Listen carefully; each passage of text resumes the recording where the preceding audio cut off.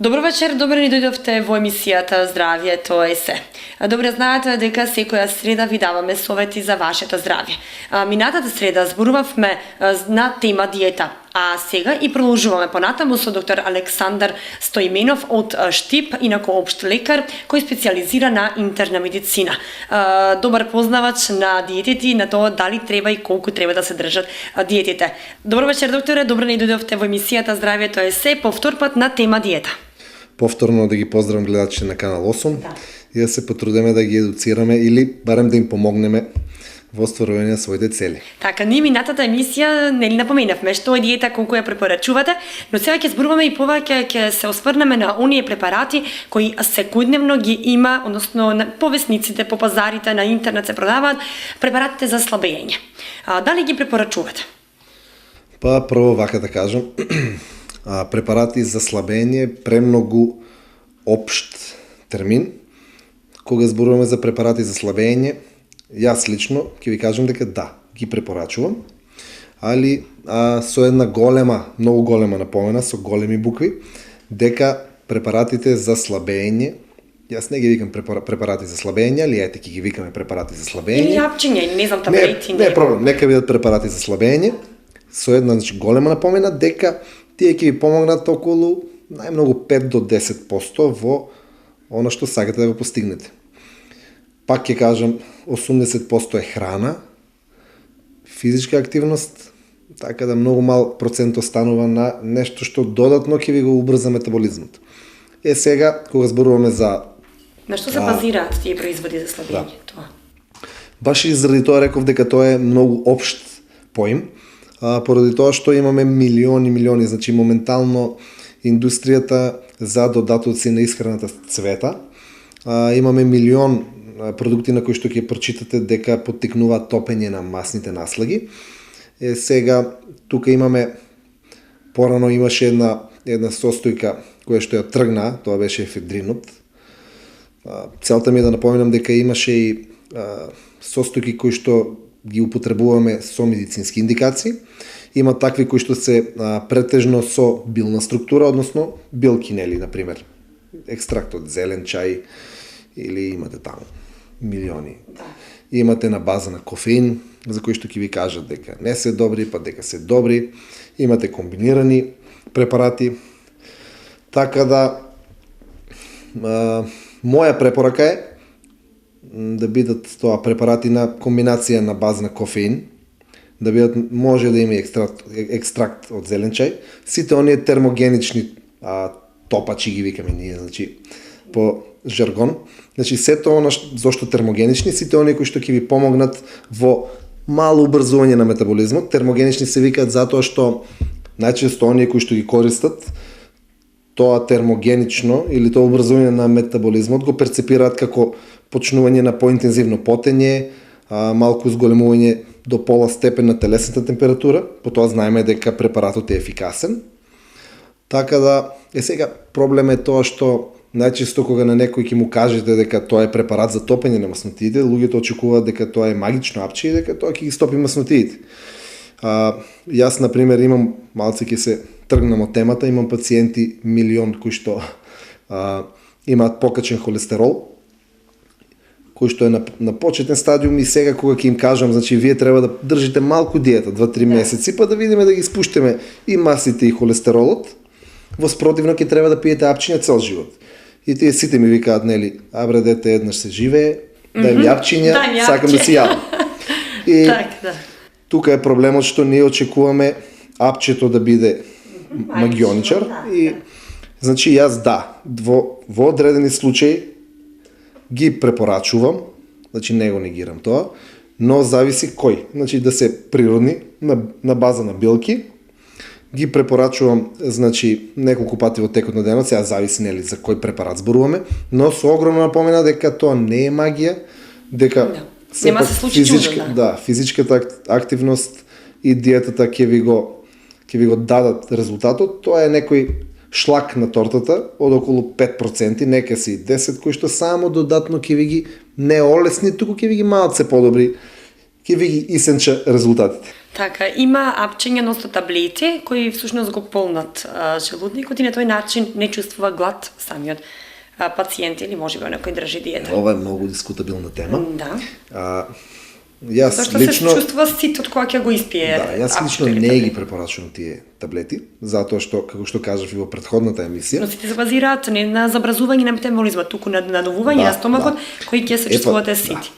Значи јас како што кажав и претходната емисија, јас барам од оние кои што се консултираат со мене да имаат барем 4 балансирани оброка дневно. Ако вие сте личност која што и нема баш многу нагон за хранење, ако немате баш многу метаболизам кој што може да трпи 4 оброци, и ако ви ги дадам вие апчиња, вие ќе имате проблем со внесување на оно што треба да го внесете. Така да нека бидат, кога зборуваме за тие препарати, нека останат со резерва, строго кај лица кои што имаат потреба, односно кои што имаат екстремен нагон за хранење. Тоа се обично премногу обезни лица, лица кои што имаат затопење над 56 килограми. Затоа што хранењето, кога јас бев студент и по физиологија го учевме како еден од ретките позитивни спреги, односно врски во организмот, нели, пример колку повеќе јадеш, толку повеќе ти се јаде. Да. Така да во одредени случаи може да помогнат, но не ги препорачувам јас.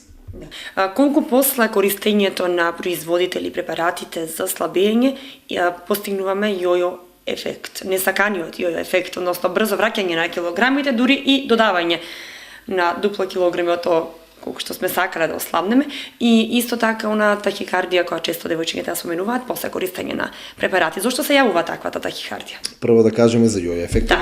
Јојо ефектот се јавува поради тоа што вие имате изнемоштен организам на кој што сте му ги истрошили сите гликогенски депоа, организам кој што е свесен дека вие му ги трошите енергетските резерви кои што стојат во масата од ткиво. Па ќе кажеме не можеме да го излажеме организмот. И како што претходниот пат јас сугерирав да не се почне понеделнички на диета, така би рекол да не се заврши понеделнички со диета, односно да не се заврши нагло со диета. Односно, јас дури им кажувам на моите, они кои што се консултираат со мене, да не ја ни завршуваат диетата, значи не е тоа баш диетата која што била со цел намалување на килограмите, но ете, например, ако видите, наместо да одат по специфицирана диета, каде што ќе јадеш волку од сабајле, волку највечер, вие пак ќе јадете чиста и здрава храна, само во малце по неограничени количини. Така да, кога ќе завршите диетата, најдобро е уште недела, две, па и месец.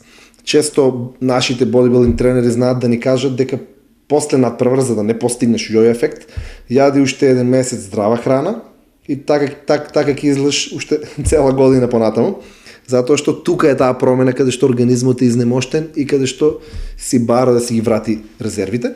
Значи, уште недела, две, три да личноста која што била на диета да продолжи со здрава храна, нека јаде еднаш во неделата тоа што сака, на пример недела, другите денови нека бидат здрави, да не мора да бидат толку рестриктивни, нека јаде, на пример, може да се додаде оброк 2+, али пак да бидат од изборот на храната која што ја споменавме претходниот пат, така да јој ефектот скоро и да ќе го нема. Сега зборуваме за тахикардија кај девојчињата. Јас дури имам... Со внесувањето на тие... Да, јас имам... Тука имаме... Видете, кога ќе купите производ и на него пишува дневна доза 3 капсули. Сега дневна доза од 3 капсули е една за вас, една за мене, една за... Значи, човек кој што е 200 кила. Значи, не може дневна доза да биде 3 капсули за сите тројца. Иста, да. Да. Значи, од организам до организам има разлика. Така да, девојчињата најчесто, кога ќе ги тргнете маснотиите, на себе немаат повеќе од 45 до 55 килограми. Така да тие не може да пијат иста доза од соодветниот препарат, како што би пиел, например, маж од 80 или 90 килограми. Сега тахикардијата е како се јавува, што се случува во организмот за да срцето забрзано работи? Во организмот се случува термогенеза, тоа што го кажавме. Се случува, значи, убрзување на метаболизмот. Многу од тие препарати содржат состојки кои што го зголемуваат лечењето на тироидни хормони од тироидната жлезда. Тироидната жлезда, како што би требало да знаеме сите, е одговорна за метаболните процеси во целото тело. И како што влие на целото тело, таа влие и врз срцето, влие и врз сите органи, но обично со прекинување на тие препарати тегобите престануваат, така да мислам дека не се тоа некои страшни нуспојави.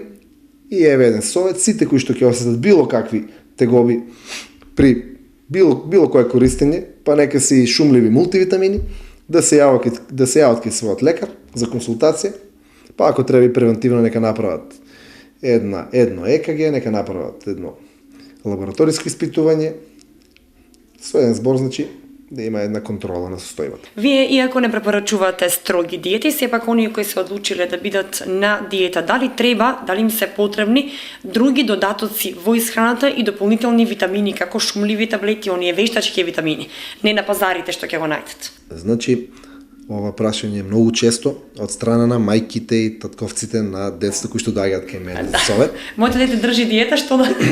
Значи, прво, се повеќе и повеќе, прво треба да знаеме една работа.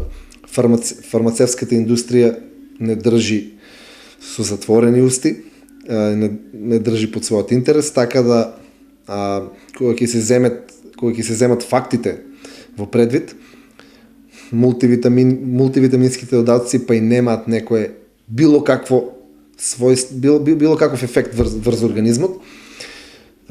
Има една интересна студија која што според научникот кој што ја објавува, таа е објавена последнава година, 2013 година, но тој кажува дека имало некакви написи за ова дури и пред 10 години, но соодветните надредените лица на научникот кој што е напишал, значи реагирале да се укине.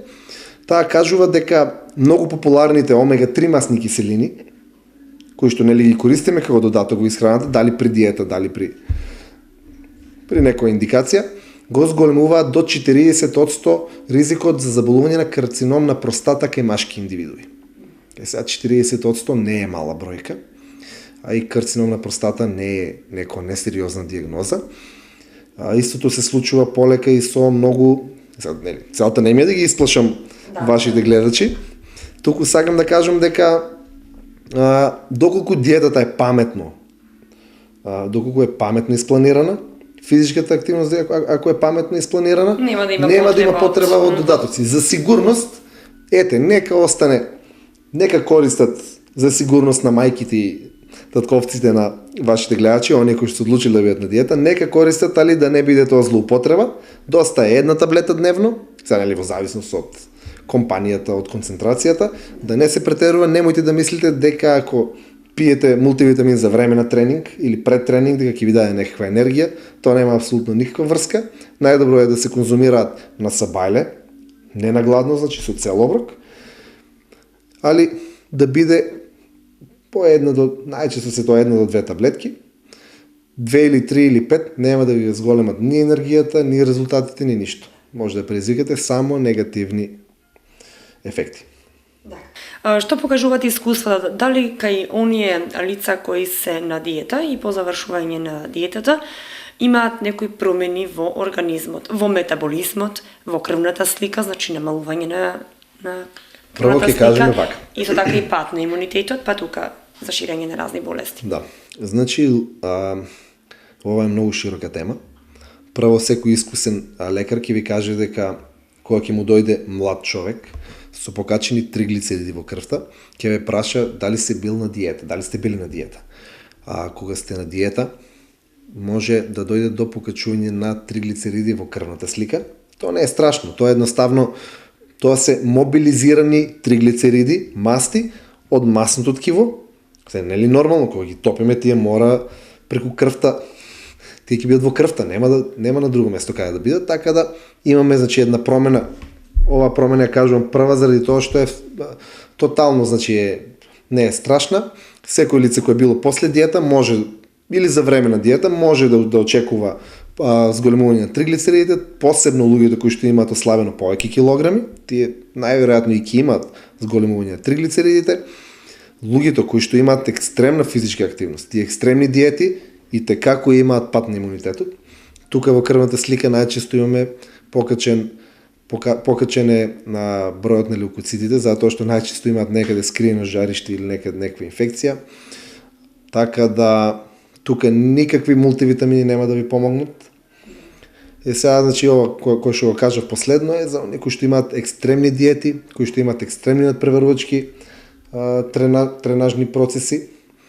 Така да се тоа треба да се внимава и да не падне имунитетот. Индивидуално и по консултација со стручно лице. Со стручно лице, така. Да. Добро, последици често има и во вид на анорексија или булимија. Тоа се веќе психолошките последици од држењето диета. Тоа се многу широки теми за кои што гледам дека по нашите... многу чести, посебно кај понежниот пол. Посебно кај нас во Македонија се веќе се почисти. Да, како се стигнува до анорексија всушност? Од премногу нејадење, строги диети или да ви кажам, обично знаат за бодибилдерите да кажат дека страдаат од бигорексија, односно колку и да се големи, тие мислат дека не се доволно големи. Ова е една шега, но да, така, да, колку и да е слаба девојката, слично е колку и да е слаба, значи тоа е веќе психолошки проблем кој што е во надлежност на психијатрите. Тука е малце покомплициран проблемот. Проблемот не е ни во диетата, проблем е во самата индивидуа. Но дали почеток се строгите диети, па се стигнува до анорексија? Па почеток се, но не можеме да ги обвинеме строгите диети или да генерализираме дека секој кој ќе биде на строга диета ќе биде анорексичар или булимичар. Најчесто тоа се луѓе кои што не можат да издржат на диета, а сепак, например, од сабајле ќе биде на диета дуки 9-10 часот, потоа ќе јаде нешто кое што не треба да го јаде, па тука има голема грижа на совеста и јас ќе земам да ја повратам храната. Тоа е за булимијата. Анорексијата исто така е, значи, тоа се луѓе кои што личности кои што имаат специфичен психолошки профил и со нив треба работење. Така, и стручно лице, психијатар, како што рековте, значи треба да работи со нив. Е се посебна тема, така да не можеме да генерализираме дека сите кои ќе бидат на строга диета ќе станат булимичар или анорексичар. Така да, она кое што стално го напоменуваме е треба да се трудеме да бидеме креативни. Например, јас например некогаш имам желба да јадам нешто кое што е благо, кое што ќе ми го задоволи сетилото за благо, за нешто кое што јас сакам да го јадам. Ќе би направил нешто кое што е слично на некоја, значи сладка или некоја тестенина, само ќе искористам например интегрално брашно, наместо шекер би искористил за сладувач. Кога би биле креативни, можете да направите овесни палачинки. Моментално имате, можете да купите, можете и да си направите, имате сладка мармалади кои што се 100% само од овошје. Палачинката нека биде само од овес. Со јајце, 2, значи има моментално и диететската индустрија премногу развиена, дава креативност, можете да се направите... Колку може да се користат и оние чоколади за диабетичари, оние кои луѓето... Чоколадите за диабетичари, како за сладувач го користат најчесто сорбитолот. Тој е алкохол кој што е измислен пред се да има лаксативно дејство. Тие задоволува живота за шеќер, задоволува односно за живота сладко. за благо, да. ги дразни рецепторите за благо, но ако изедете 5-6 чоколада, ќе ви направи и пролив. Затоа што е лаксатив. Така да... Во мали количини? Да. Во одреден дел го имаме, значи, сега има најпопуларен моментално за сладувач е стевијата. Пред некој месец дојде кај нас во Македонија на пазарот, бар кај нас во Штип дојде во последните неколку месеци. Тоа е единствениот, како што кажува науката, неопасен за сладувач, кој што е на база на една билка. Така да, ајде ќе послушаме науката и можеме да го користиме буквално неограничено. Сега тука е популарниот натрен. Кој стават во кафе. Натренот има студии кои што кажуваат дека влијае негативно врз нервниот систем, врз некои други системи, но количината која што ќе искористите со 2-3 кафиња по 1-2 таблетки е сосема безопасна, така да слободно можете да го користите. Друг засладувач популарен е аспартамот, кој што го има во Coca-Cola Zero. кој што го има во сладоледите без шекер, кој што го има во Орбит, кој што го има во бомбоните слични на Што се Орбит, без сите шекер, гуми така. за джвакање без шекер. Тие колку се дозволени? Тој во големи дози исто е канцероген, но во мали дози не е ништо, не е воопшто страшен. Така да најдобро е сите овие производи да се конзумираат малку со мала грижа на совеста, со мала предпазливост. Но како луѓето да задоволат желбата за благо кога ми се јаде благо, но да не внесуваат рафинирани шеќери? Значи, како што кажав, може да направат, например, било бидат каков креативни, колач. так, да, но со Можат, интегрално например, да си брашно. купат, буквално јас ќе ви кажам, значи јас купувам на трен.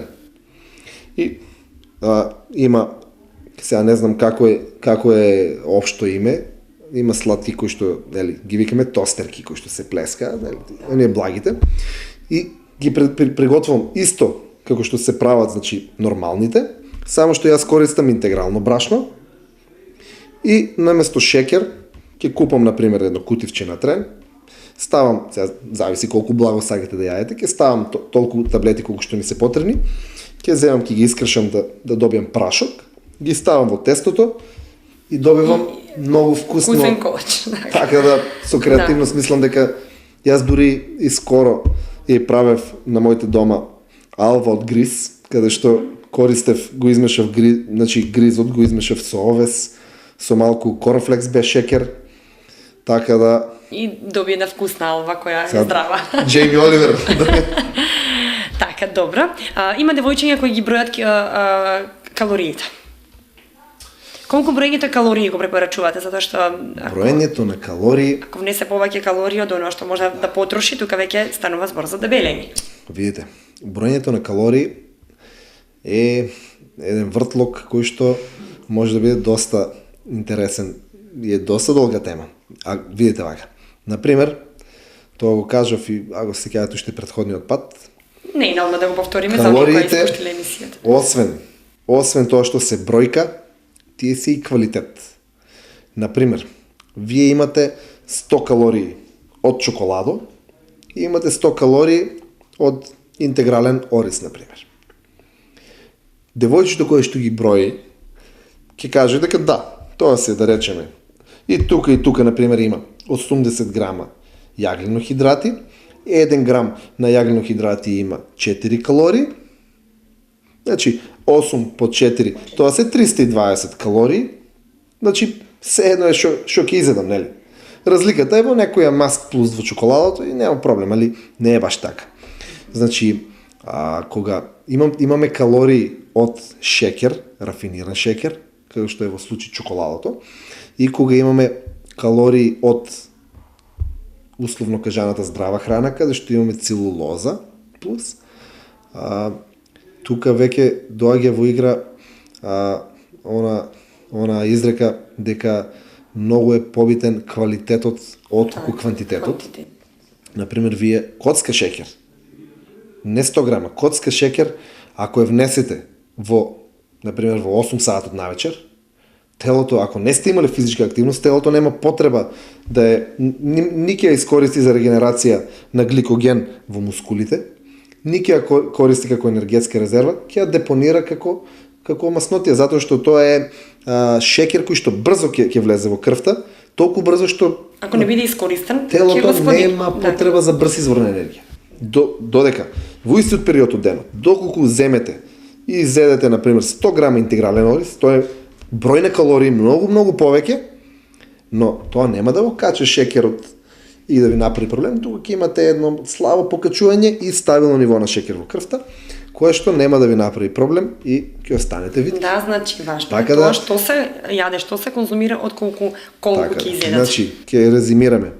Ворете девојките да ги бројат калориите, но малку повеќе да На се здравата. интересираат и да се едуцираат за квалитетот на калориите и уште една многу битна работа за кој дел од денот, кој вид на калории да се внесат. Например, секоја девојка која што тренира во теретана, која што има тежински тренинг, после кој би имала, например, 20 минути плюс кардио тренинг, слободно може да изеде било каков рафиниран шекер после тренинг, сето тоа ќе иде во пополнување на резервите на гликоген во црниот дроб и во мускулатурата.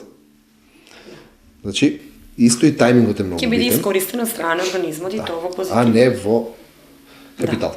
Така, често и гладувањето е кај девојчињата, па и кај момчињата кои сакат да ослабат. Што се случува со организмот кога му се јаде, а не му даваме храна?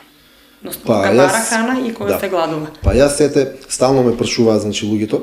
Без гладување нема да ослаба. Да, вика тоа е проста математика. Јас дневно, ако треба да внесам 2000 калории, јас 5 дена ако не јадам ништо, тоа се по 5 дена по 2000 калории, па јас ќе ослабам многу, ама не, значи кажавме дека организмот е многу интелигентна направа, која што е свесна и која што е направена Да сепак за преживува. преживување. Видете, пак ќе го дадам примерот. Вие кога се сончете, вие се сончете првиот ден 5 минути и ќе изгорите. Ама, например, малку по малку кога зголемувате, значи телото се привикнува кон се. Телото има одбранбен механизам кон се. Вие кога ќе ја засечете раната, имате, значи, време за кое што телото нели треба да реагира, али ако ја сечете стално раната, тоа е веќе опасна состојба и можете да предизвикате и промена во туморски келии. Значи телото си има капацитет до каде може да компензира, сето над тоа е веќе во неговия мок. И тука јас го давам примерот, често на вести и по интернет кружат сликите од гладните деца во Африка, например, каде што вие ќе забележите дека детето е екстремно слабо по екстремитетите, а има надуван стомак. Што се случува? Телото сваќа дека е под стрес. При стрес и при шок се лачат катаболни хормони, кои што ќе ви ја изедат само мускулатурата, одраз на тоа се слабите екстремитети, а имате ретенција на течности во абдоменот. И затоа Надоеноста е... надоеност. Тука веќе правиме, со гладувањето правиме проблем со нормалната микрофлора, која што и tekako не е потребна во цревата. Сите сме учеле, нели, за симбиоза. Ние сме потребни на бактеричките во нас, тие ни се потребни, така да правиме гасови, правиме ретенција на вода, правиме покачување на стрес хормони, правиме трошење на нашата мускулатура. Значи не треба да така се гладува, туку како да се јаде Гладувањето почесто, не. а па помалку. Најдобро е, знаете, сите кажуваат дека кој има школски, кој работни обврски, ајде да сумираме, идеално би било на секои 3 часа да се има оброк, мал, отколку 2 големи. Но да сумираме најдобро, ајде, еден, нека биде една златна средина, доволно е 4 оброка, кои што ќе бидат идеално избалансирани, последниот да биде здрав, мислам, сите ќе бидат здрави, но последниот да биде без јаглено-хидрати, и физичка активност, те сега ме прашуваат во кој дел од денот, апсолутно не е битно. Физичката активност не е битна. Ако прашувате за кардиоактивност, за аеробна активност, нели, трчање, возење, велосипед и слично, најдобро е да биде насабајле, прва работа од текот на денот. Тоа е нешто што луѓето од западниот свет го прават пред работа, кај нас ја немаме таа навика, или да биде после тежинскиот тренинг, така да ќе искористиме тоа што телото е празно со калории, празно е со гликоген и веднаш ќе почнеме со топење на масноти.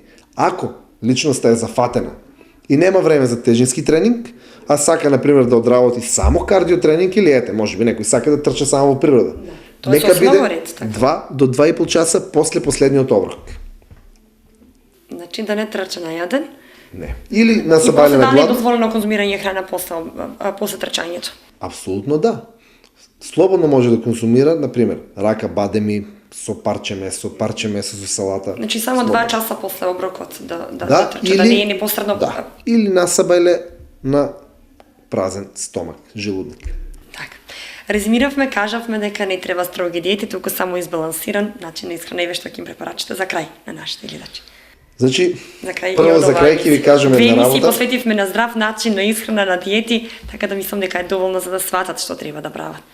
Значи, за крај сакам да порачам на сите дека нема магични апчиња, нема магични совети од било кој, сето тоа се маркетиншки трикови. Бидете истрени, резултатите доаѓаат споро, но сигурно. Пред се имајте на ум дека треба да останете здрави, дека телото не ни е дадено од денес за утре и ви посакувам среќа во постигнување на вашите цели. Јас ќе се заблагодарам повторно за емисијата, ќе се работуваме и понатаму и ќе делиме совети за нашите гледачи. Фала многу, ќе се видиме. На тема диета, почитувани гледачи, разговаравме и во оваа емисија. Мислам дека си објаснивме што се однесува за избалансираниот начин на исхрана. Ви благодарам за вниманието. Се гледаме следната среда. Останете ми во добро здравје. Довидување.